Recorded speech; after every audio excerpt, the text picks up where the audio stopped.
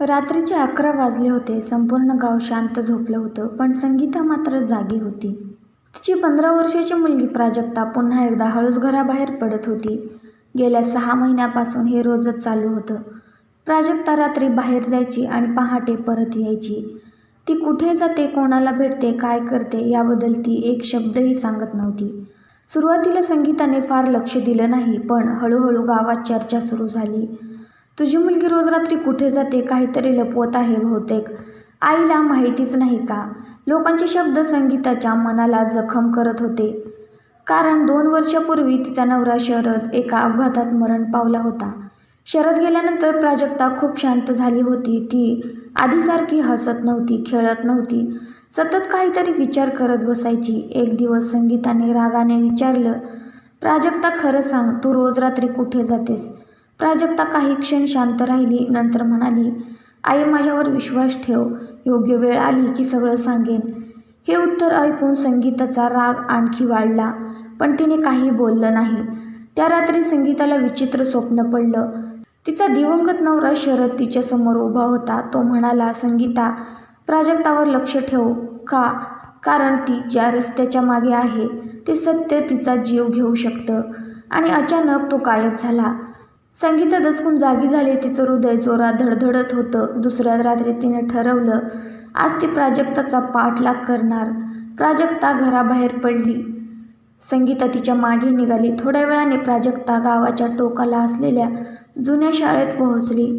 ती आत गेली. संगीता खिडकीतून डोकावून पाहू लागली.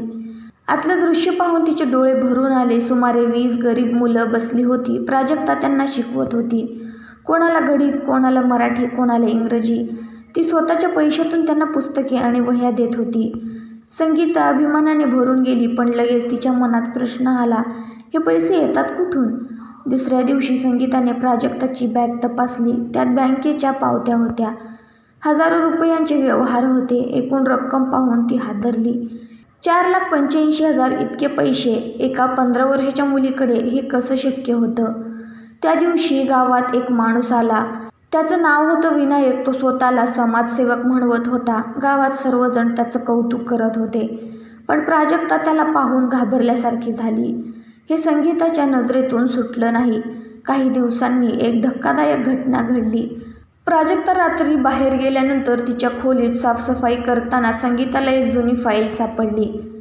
त्यात तिच्या नवऱ्याचे फोटो होते, काही कागदपत्र होती आणि एक पत्र. ते पत्र शरदने लिहिलं होतं. संगीताचे हात थरथरू लागले. पत्रात लिहिलं होतं, जर तुम्ही हे पत्र वाचत असाल तर याचा अर्थ माझा मृत्यू अपघात नव्हता.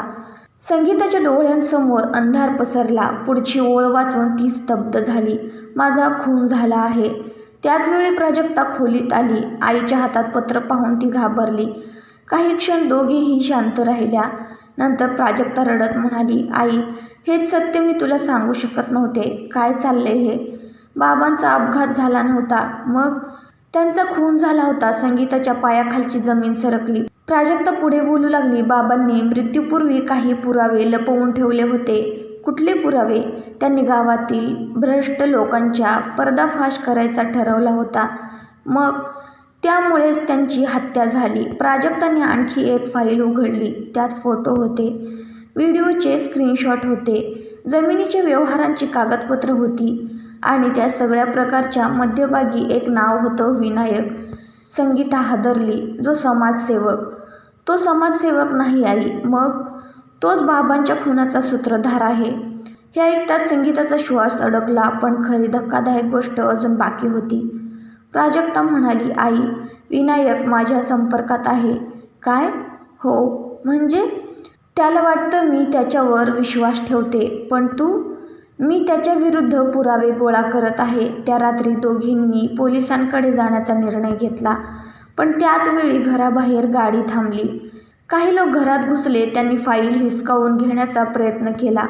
प्राजक्ताने फाईल उचलली आणि मागच्या दरवाजाने पळाली.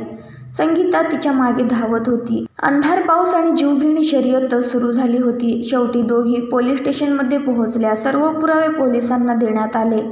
चौकशी सुरू झाली. काही दिवसांनी विनायकला अटक झाली. त्याने गुन्हा कबूल केला.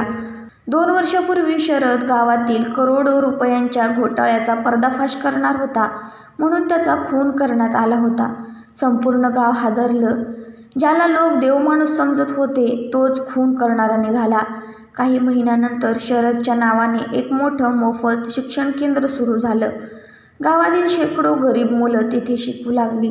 उद्घाटनाच्या दिवशी संगीता मंचावर उभी होती.